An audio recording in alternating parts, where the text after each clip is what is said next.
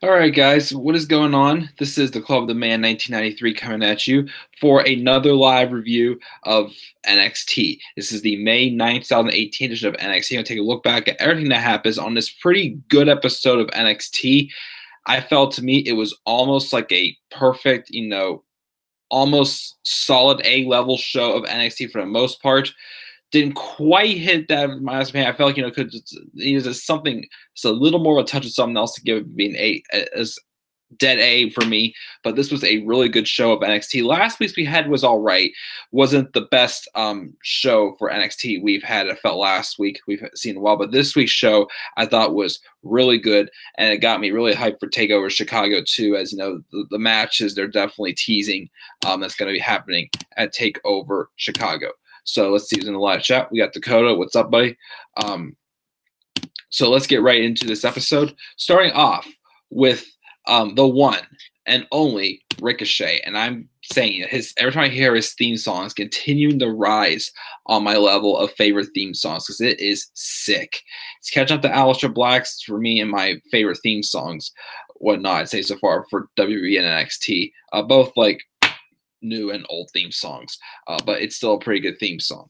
He comes out and he gets a great reaction. He says everywhere he's been around the world, he's always wanted to make sure everyone remembers him. And he made it his mission WrestleMania weekend to make sure everybody was talking about him. NXT is about taking over, and that's what he plans to do here. You can call him confident, cocky, but every time he steps in the ring, he proves his own one and only Ricochet. Now, there's one thing on his mind, and it's not socks, it's the NXT Championship, because the fans were heckling him about his high socks that he was wearing. And then the Velveteen Dream comes out, and Dream's coming out wearing these funky looking glasses, starts saying no, no, no, no, no. He wants to know who gave him the authority to come out here and talk about taking title opportunities. Ricochet talks about taking over. Dream needs him to take a step back.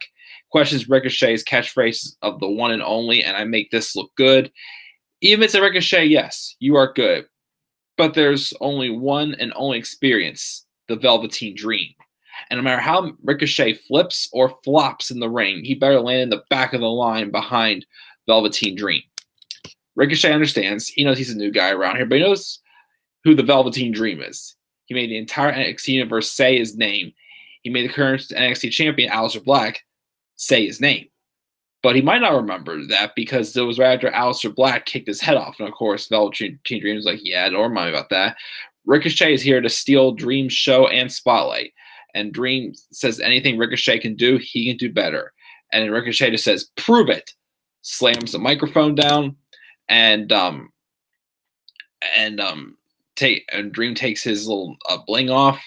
He goes to cheap shot Ricochet, but gets punked as Ricochet makes a move towards him, and Dream drops to the mat, looks up at him, and then rolls out. They pose and gesture at one another as Dream backs up the ramp, and he leaves Ricochet in the ring. So it looks like we're getting some type of a build to a feud that leads to a match at Takeover Chicago 2 between Ricochet and Velveteen Dream, which I think could be a really good match, knowing both. I see both their styles definitely mixing in very well together. The mind games and whatnot. The two guys who wanted to pretty much take over are going to go at it at Takeover Chicago and going to have probably an awesome maybe opening match, maybe to do the show. If not, definitely first or second on the card. But I think these two can definitely steal the show at some point, definitely at TakeOver Chicago too. And if that is the case, I look forward to definitely seeing their match. I love to see Velveteen Dream versus Ricochet. Definitely, I would love to see that. So then we have a match. It was EC3 taking on Rob Mendoza. Usually, Rob Mendoza, so I feel like he does get a little bit more offense. And at times, he was treated a little bit more as like a jobber. He got some offense in on EC3, but this match is all about, again, slowly introduce us more to EC3, getting us familiar with him. They got a lot of good, he had some good offense on Mendoza. Mendoza did get some offense in on him towards the end until EC3 rebounded and took over. And when he hit when Mendoza ran to the turnbuckle, and then he planks him for the cover. Afterwards, Kathy Kelly interviewed him on the ramp. He puts over his scientist mind and mythological diet body. He won't stop until he picks up win after win after win after win and rebrands his place from NXT to NX3. He's the best here, the best there, and the best anywhere. He is top 1%. He is EC3. So I know he'll probably get some type of feud, coming up. I don't know if he'll get anything for TakeOver Chicago 2, but I think he'll definitely be on the card, though, for NXT TakeOver Brooklyn 4. But I'd still also look forward to seeing, where EC3 goes. I definitely think we're going to get a feud somewhere down, or if it's a singles feud, or if it's for one of the championships between EC3 and Ricochet also. So I definitely think that feud's going to come down the line because they both came at the same time and they're both trying to hit the spotlights. How does NXT do so good in only 1 hour showtime? That's because Triple H is in charge of that show. No Road Dogg, no Vince McMahon, nothing else. Just Triple H. That's probably why. We had a backstage segment with Oney Lorcan and Danny Burch coming up to Pete Dunne, telling him that they still don't like him, but they have a mutual problem with the Undisputed Era. They point out the numbers, and the UK champion nods, and when Burch offers to, make an alliance between the three of them and make it 3-on-3. So we're going to be in a match, I think it is next week again, with Pete Dunne, Danny Burch, and Oney Lorcan taking on the Undisputed Era. They then go their separate ways. Then we have a match with Dakota Kai and Vanessa Bourne, which wasn't too bad of a match. Also, continuing playing on its fact that, Dakota Kai is pretty much, the next Bayley of NXT, pretty much. The underdog who, obviously has like a fear of Shayna Baszler, because Shayna Baszler is one intimidating girl, which, by the way, I didn't notice till I was looking the other day, but Shayna Baszler is 37 years old. I couldn't believe to see that she was actually that old. I thought she would maybe be like mid to late 20s, maybe not that much older than me, but yeah, Shayna Baszler's 37. I'm like, jeez. I mean, because I think Ronda Rousey is only like 30, I think, or around there, something like that. I believe she's about that. So I thought since her and Ronda were close friends, maybe they were closer in age, but man, 37. So I mean, I can see probably why they're kind of going to rush her through NXT and not have her be in NXT too long before she gets to the main roster. But yeah, so the match between Dakota Kai and Vanessa Bourne wasn't too bad. Dakota Kai beats her with some type of like a pop-up like code breaker looking kick or whatever heck you want to call it. After the match, though, Shayna Baszler's music hits and Dakota is just in the corner, just terrified.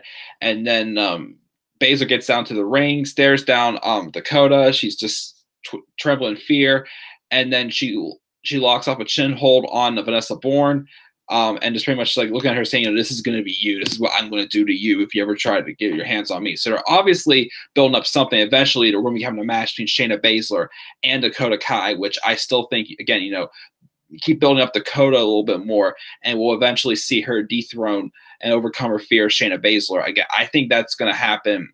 I'm still predicting Survivor Series weekend. Again, like that's going to be either NXT TakeOver War Games 2, I heard rumors, or NXT TakeOver LA or whatever. So I think that's when we're going to get that match happening as well. So I'm still thinking, like, since, she's probably the most experienced out of all of them, I'd say we'll probably get Nikki Cross or maybe Kairi Sane next. Then we'll go to war with Nikki Cross next, a feud with Shayna Baszler, and maybe they'll move Nikki up to the main roster since Rest of Sanity's going up also. But yeah, that was that with that. And then afterwards, also, we have Kathy Kelly waiting backstage for Dakota Kai, and she asks why Baszler was so successful with the mind games against her, and Dakota says she's not sure why. And then Shayna comes through the curtain, daring her, calling her the captain of the team, kick the kicker, and Kai just doesn't move. She's terrified, and then Baszler just laughs off and leaves. And the camera pans back to Dakota. We hear laughter, and it's Nikki Cross just hanging there, is enjoying the scene of what's going on. So not sure, maybe we'll get like Nikki Cross involved in this feud again. Like I feel like they would have Shayna Baszler face Nikki Cross at TakeOver Chicago too. I feel like she's the one that's probably the most ready next. I mean, again, maybe Kairi Sane. I feel like Kairi and Shayna isn't quite as fresh since we saw that for the Mae Young Classic. So I think we're probably going with Shayna and Nikki, maybe, or it could do Shayna, Nikki, and Dakota, maybe. I'm not sure where we're going to go with it. But so yeah, Nikki Cross definitely lingering around the scene here. And then we had this match. It was War Raiders and Heavy Machinery. A quick, probably a good 5-10 minute match between these two big man teams. I thought they had some both back forth action, worked very well together. Wouldn't mind seeing them being in a title match someday. Definitely. Don't know when that's going to be, but eventually the War Raiders get the victory over Heavy Machinery with a pinfall victory. And then we have Ono walking around backstage. We also got a recap of TM61's dirty win over the Street Profits last week, and then we just see a video of Ford and Dawkins training on a basketball court, saying they're coming for the tag titles. So still interested to see what's going to happen with TM61 next week. If we'll soon definitely. I'm assuming they turn heel. I didn't do a turn alert on them yet, but I just want to make sure this is a full on turn and not just something else.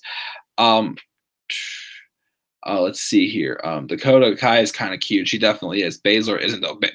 Shayna's scary. NXT War Games is awesome. Definitely. I do hope they take another crack at it again this year. So I heard rumors of. I remember I seen a match card and it said NXT Takeover War Games 2 for Survivor Series weekend. So maybe you'll have it again, but don't quote me on it. We had that. And then finally got this main event. This was a really good main event match, a really good physical match between Cassius Ohno and Tommaso Ciampa, which, of course, doesn't look like Tommaso Ciampa is getting any music anytime soon. He comes out again to just silence. Well, no music and just a chorus of boos being introduced. And then Cassius Ohno came out, and right away he was just getting to face Tommaso Ciampa, pretty much sticking up for what he's been doing to Johnny Gargano. And as soon as the bell rang, they just went at it. This match was physical. How many times did you see, Cassius Ohno literally knock the spit out of Tommaso Ciampa? And then, Ohno was taking off, his armband to really, give it to Tommaso, just knock some sense in him after, what the Sicilian psychopath has been in his mind. Had stuck in his mind for the past year, as they said, and that he exposed the knee one time that drive into the injured eye of Tommaso Ciampa from whenever Johnny pulled the face mask on him as well. But again, it was just a really physical match. Like these guys were literally trying to kill each other pretty much. It's good. There was one point again where Cassius put his bare knee into the eye of Tommaso Ciampa. I thought first maybe they'll put a little bit of blood in the match. I thought first maybe this match could have used just not a lot, but just a tad bit of blood. This was pretty much a blood match. It was just they were just killing each other. I thought pretty much that wasn't the case though. As though Ono pretty much beat the living shit out of Tommaso Ciampa. Eventually, Ciampa did get the upper hand on him and he hit him with some type of neck breaker to get the victory. And of course, while he's getting booed, of course, afterwards, Ono's trying to pull himself up by the ropes, and then Ciampa takes off his knee brace, and he pretty much does the same thing and tries to choke out Ono just the same way that Johnny Gargano did to him at TakeOver New Orleans in the unsanctioned match they had. He's mocking Ono, asking him the same questions he was asked during the match. Was it worth it? And Ciampa tells Ono and the camera, you hear him say that he broke Johnny's body, he broke Candice's heart, and now the Gargano fairy tale is over. And that's how we went off the air. So definitely again, a great episode of NXT. Again, last week's was all right. It wasn't one of the best I've seen in a while, but we had just a lot of big action happening here. The promo war between Ricochet and Velveteen Dream was awesome. Stuff with Dakota Kai was good. EC3, getting some screen time was great as well. We had the tag match, which was pretty good between War Raiders, Heavy Machinery, and we had the main event, Ono and Ciampa, which was a really good physical match. I will give the show an A-. That's what I'm going to give this week's episode of NXT an A-. Let's see here. Dakota likes the Street Profits, so do I. I know how to make it work with Roman. Put him in a tag team with Jinder. No, thank you. Also, I know how to make War Games get booed. Put Roman in it and Jinder. Don't give. Well, okay. On the main roster, the WWE would so be for that, but don't give me any ideas, buddy.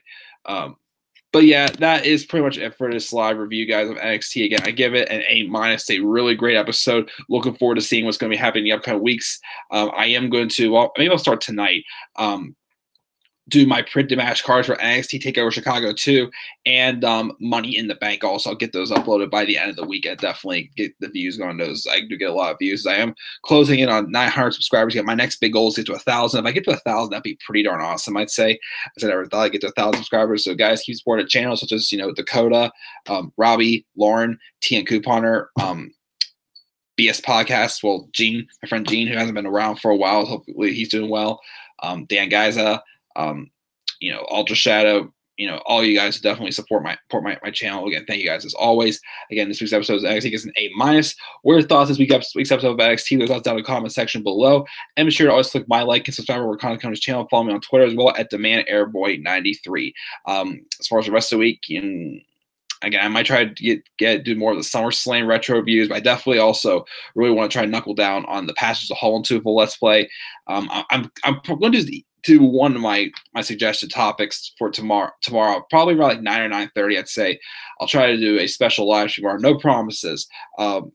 Just like the top 10 special or something like that. I'll think about it, see what I want to do. But I want to at least get those match cards done with also.